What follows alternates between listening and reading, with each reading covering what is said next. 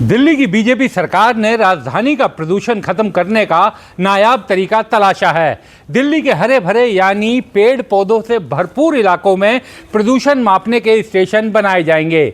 जाहिर है, हरियाली के बीच से प्रदूषण मापा जाएगा तो वो अपने आप में कम आएगा और इसके बाद बड़े बड़े होर्डिंग बैनर लगवाकर लाउडस्पीकर से ऐलान कर दिया जाएगा कि बीजेपी की ट्रिपल इंजन सरकार ने दिल्ली से प्रदूषण का नामो निशान मिटा दिया है। इस युद्ध की शुरुआत करने के लिए दिल्ली के कुछ हरियाली वाले इलाकों को चुना गया है, जहां प्रदूषण मापने के लिए एयर क्वालिटी मॉनिटरिंग स्टेशन बनाए जाएंगे।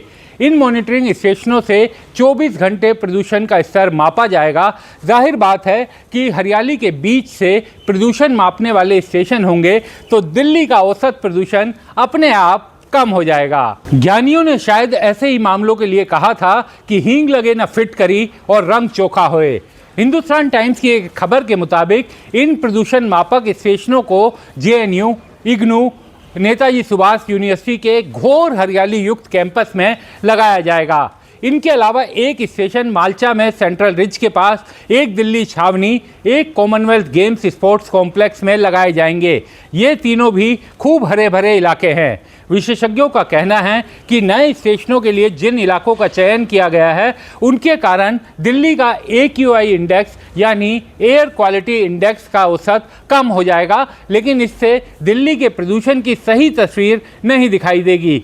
खास बात यह है कि जिन 6 लोकेशन का चुनाव किया गया है, डाटा के मुताबिक उनमें से 5 जगह पर पहले ही दिल्ली के औसत प्रदूषण से कम प्रदूषण पाया है। दिल्ली की विपक्षी आम आदमी पार्टी का कहना है कि जनता को मूर्ख बनाने के लिए बीजेपी ये योजना लेकर आई है। सुनिए सौरभ भारद्वाज को।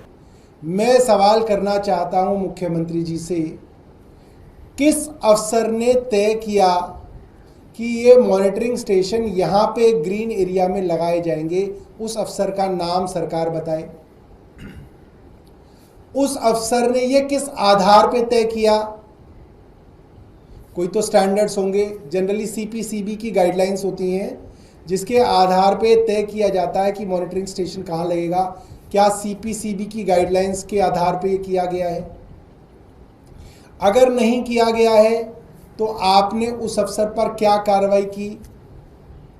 यदि नहीं की है तो इसका मतलब आपके मंत्री और आपके सरकार की मिलीभगत है और उस मिलीभगत के चलते आप पूरी दिल्ली को बेवकूफ़ बनाने के लिए, फ्रॉड करने के लिए ये एक्सरसाइज कर रहे हैं और इस एक्सरसाइज के अंदर आपने सरकार का करोड़ों रुपया भी बर्बाद किया है।